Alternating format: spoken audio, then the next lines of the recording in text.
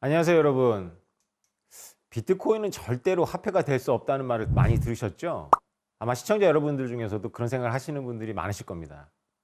그런데 인류는 참으로 다양한 형태의 화폐를 운영해 왔습니다. 조개껍질, 돌, 금, 은, 담배, 위스키, 좋은 종이, 이런 예전에 사용했던 화폐들을 이용해서 화폐의 본질이 무엇인지에 대해서 생각해 볼 수가 있어요.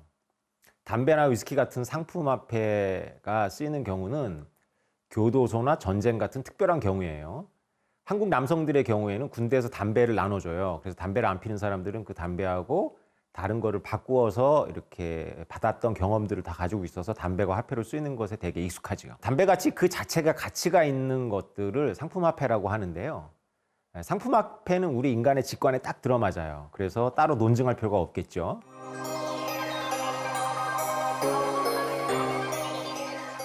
제가 문제 하나 내보겠습니다. 여러분 맞춰보세요.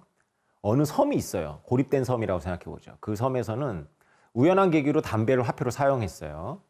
당연히 흡연자들이 있었죠. 그런데 흡연이 몸에 좋지 않다는 생각이 퍼지면서 그 섬에 있는 젊은 사람들은 담배를 피지 않기 시작했어요. 결국 그 섬에는 담배를 피우는 분이 한 명도 안 남았어요. 이 섬에서는 이제 그동안 쓰였던 담배 화폐가 계속 화폐로 쓰일까요?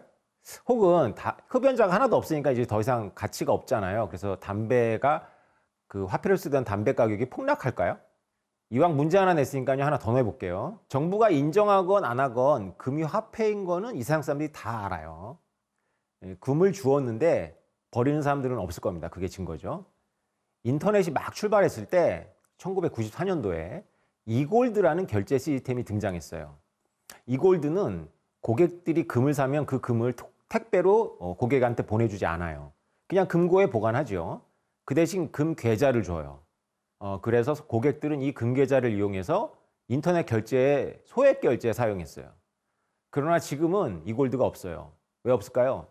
미국 정부가 이골드 회사의 사장을 감금하고 회사 서버를 차단하고 회사 재산, 즉 고객들의 금을 동결했어요. 당연히 회사는 파산하고 강제 청산을 당했습니다. 자, 문제입니다. 이제 문제입니다. 이골드의 그 금을 두바이나 미국에 두는 게 아니고요. 달에 두는 거예요. 달나라에. 그리고 그 금 계좌를 열어주는 거는 똑같아요. 자기 금이 진짜로 달 금고에 있다는 거는 모두 다 안다고 쳐요.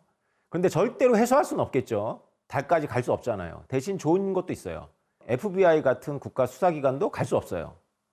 그러니 동결할 수 없겠죠. 이렇게 시스템을 만든다면 이골드처럼 결제 수단으로 쓰일까요? 안 쓰일까요? 네, 여러분들 머리 아프시죠? 자, 첫 번째 문제와 두 번째 문제 모두 답은 예입니다. 흡연자가 하나도 없어진 섬의 담배는 계속 화폐로 쓰이고요. 달나라에 있는 금 계좌도 계속 쓰입니다.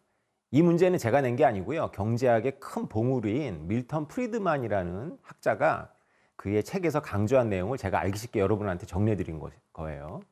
프리드만은 그의 책 화폐 경제학에서 앱섬의 돌화폐를 소개합니다. 앱섬 사람들은 가지고 다니기도 어려운 큰 돌을 화폐로 사용합니다. 기둥으로도 안 쓰고 집 짓는 재료로도 안 써요. 그냥 자기 집 앞에 흉물스럽게 세워둔답니다. 그러나 놀라운 건 이제부터입니다. 이 섬에는 화강암 돌을 구할 수가 없어요. 그래서 인근 섬에서 그 돌을 떠서 배로 운반을 한다고 합니다. 그런데 폭풍우를 만나서 배가 섬에 다 와서 가라앉아요. 어렵게 떠온 돌덩어리가 바다로 가라앉죠. 그런데 바다에 가라앉은 돌이 화폐로 쓰입니다. 돌을 가져오다가 가라앉았다는 걸 증명하는 증인들만 있으면 되는 거예요. 프리드만이 말하고 싶은 건 화폐는 쓸모나 점유와는 상관없는 현상이라고 말하는 겁니다. 이 이야기를 하면서 프리드만이 금 이야기를 꺼내요. 하고 싶었던 건 이 얘기죠. 금 이야기예요. 금은 어디 있나요? 자연 속에 있죠. 조금씩 있습니다. 그 자연 속에 있는 금을 순도 높게 정제를 해요. 그래서 어떻게 하죠? 벽돌 모양으로 만들어요. 그 다음에 어떻게 하죠? 뉴욕 연방준비은행의 지하 벙커에 해병대가 지키는데 차곡차곡 쌓아두는 거죠. 지하에서 꺼내서 지하로 다시 쌓아요. 그리고 프리드만은 그 책에서 우리한테 묻습니다.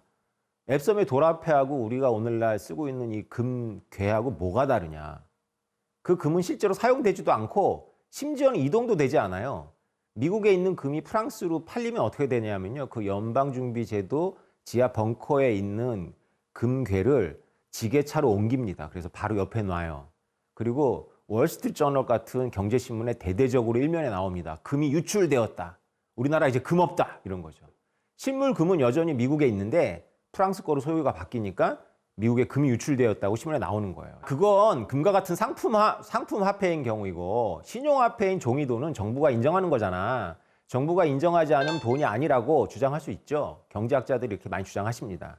그런데요, 경제학자들이 못 푼 문제가 하나 있어요. 정부가 인정하지 않는 종이돈이 정부가 인정한 종이돈보다 더 귀한 돈으로 대접받은 사례가 있어요. 바로 스위스 디나르지요. 디나르는 이라크의 화폐 단위입니다. 1차 이라크 전쟁 아시나요? 그 1990년도에 이라크의 후세인 대통령이 쿠웨이트를 침공했어요. 그러면서 미국이 참전하면서 시작한 전쟁입니다. 아버지 부시 대통령 때예요. 그 전까지 쓰이던 그 이라크 화폐를 스위스 디나르라고 합니다. 스위스와는 전혀 상관이 없어요. 스위스가 믿을만하다 이런 뜻에서 붙여진 건데요. 전쟁이 끝나고 이라크는 경제 제재를 받아요. 그래서 그 스위스 디나르는 영국의 인쇄 공장에서 특수 잉크를 이용해서 만들어서 수입을 해왔었는데 수입을 더 이상 할 수 없게 됐잖아요. 그래서 화폐 개혁을 합니다. 이라크 정부가. 그래서 스위스 디나르를 취소시키고 새로운 화폐로 돌려주죠. 그거는 이제 자국에 있는 중국제 인쇄기와 일반 잉크로 사용해서 만들었대요. 이라크 정부는 기간이 지난 스위스 디나르를 불법화하고 당연히 이제는 교환해주지 않았어요. 그런데 이라크 민중들은요, 국가에서 인정해주는 중국 인쇄구를 찍은 디나르보다 스위스 디나르를 더 좋아한 거예요. 그래서 이름을 스위스하고 전혀 상관이 없는데 스위스라고 이름을 붙인 거예요. 특히 이라크 북부의 쿠르드족 중심으로 활발하게 사용됐어요. 놀랍게도 쿠르드족이 원수로 알고 있는 그 후세인 대통령의 얼굴이 박혀 있습니다. 스위스 디나르에도. 그 2차 이라크 전쟁이 일어나기 직전까지 이 스위스 디나르는 정부가 마구마구 찍어내는 돈보다 무려 300배나 더 값이 나갔어요.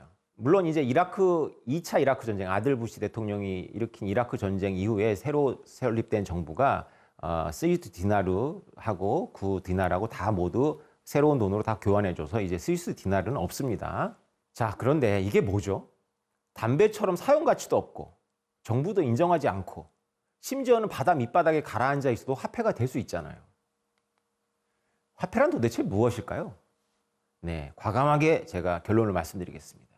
화폐는 장부입니다. 신용카드, 직불카드, 온라인 뱅킹이 무엇인가요? 그거 모두 은행 서버에 있는 장부 아닌가요? 장부들이죠? 인류는 오래전부터 화폐가 장부라는 사실을 알고 있었어요. 생각해 보세요. 나일강의 물이 범람해서 소유권을 확인해야 돼요. 이제 여기가 내 땅, 너 땅인데 물이 한번 범람해가지고 경계가 흐려졌어요. 그럼 누구한테 갈까요? 농부들이. 예, 그러면 등기소로 갑니다. 그 등기소는 땅의 장부를 다루는 곳이잖아요. 그래서 장부를 다루는 그 서기가 관리하는 그 세계가 실제의 땅이나 실제의 창고에 있는 와인을 다루는 것보다 훨씬 더 중요하게 여겨졌어요. 옛날부터. 좋은 장부는 그래서 함부로 변경해서는 안 되기 때문에 장부는 중앙에 두었죠. 그래서 장부에 접근하는 것은 소수의 엘리트들에 한정되어 있어요. 그래서 세금과 관련하거나 땅의 등기와 관련해서 장부를 기록하는 서기는 당연히 아무나 할 수가 없었겠죠. 고대 이집트나 메소포타미아의 학교에서 발견된 낙서들이 있어요. 그것을 보면 선생님들이 무엇을 외우게 시킨 다음에 외우지 못하면 학생들을 후디로 패는 거예요. 왜요? 학교는 바로 국가의 문서, 즉 장부를 기록하는 서기를 키우는 곳이었거든요. 기록은 아주 엄격하게 다루어져야 했기 때문에 학생들은 많이 맞았던 거예요. 외우고 실수하면 안 되니까요. 여러분이 아무리 기억력이 좋아도 은행에 있는 계좌의 숫자가 바뀌면 실제로 여러분의 은행 잔고는 바뀐 거예요. 인류는 장부를 복사해서 메타버스 같은 가상 공간에 둘 수 없었기 때문에 장부의 숫자를 들고 다니며 교환하거나 이동하기 쉬운 물질로 바꿔야 했어요. 그러니까 옛날에 우리 조상들은 화폐가 장부라는 걸 알고 있었는데 그 장부를 지금처럼 똑같은 장부를 메타버스 공간에 둘 수가 없으니까 중앙에 하나 두고 그 숫자들을 물질로 바꾼 거죠. 그 물질이 뭘까요?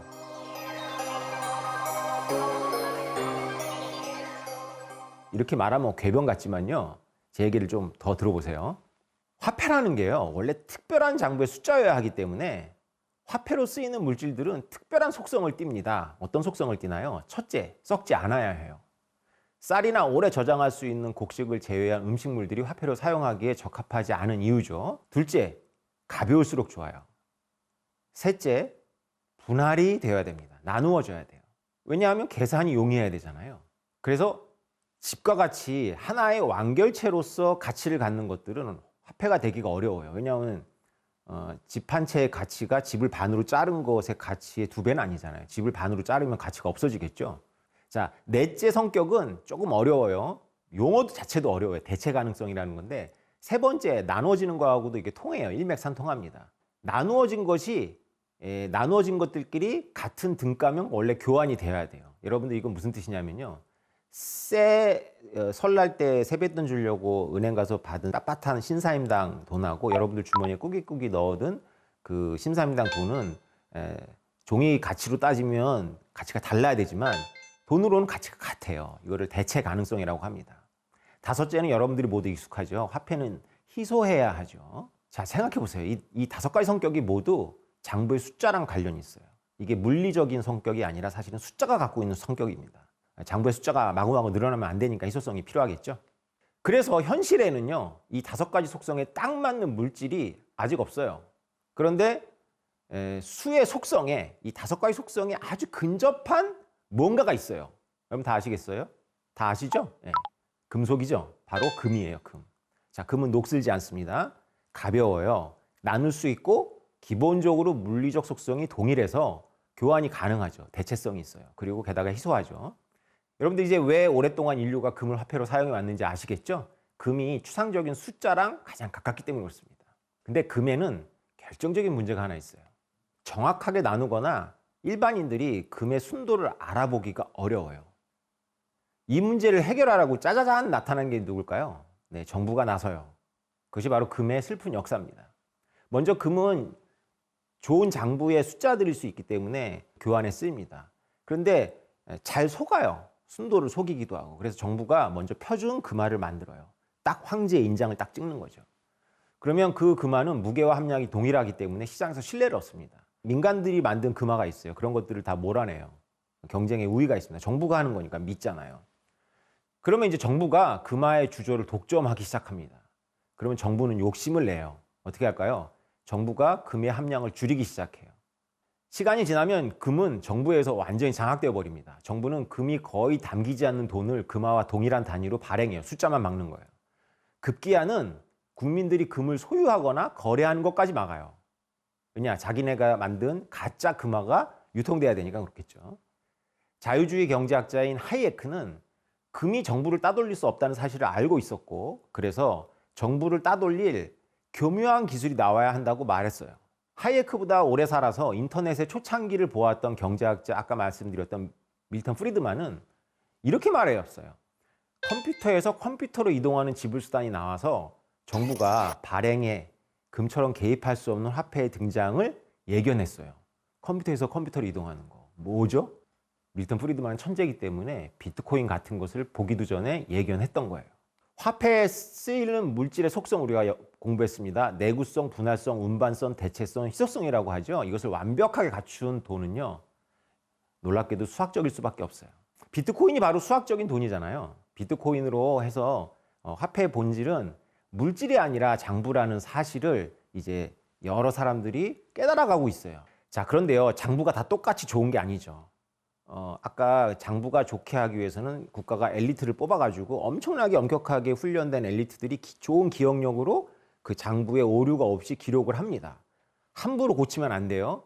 그런데 장부가 또 고쳐지지 않아도 안 되겠죠. 자, 비트코인은 정상적인 거래가 아니면 누구도 바꿀 수 없는 장부로서 엘리트에 대한 믿음이 필요가 없잖아요.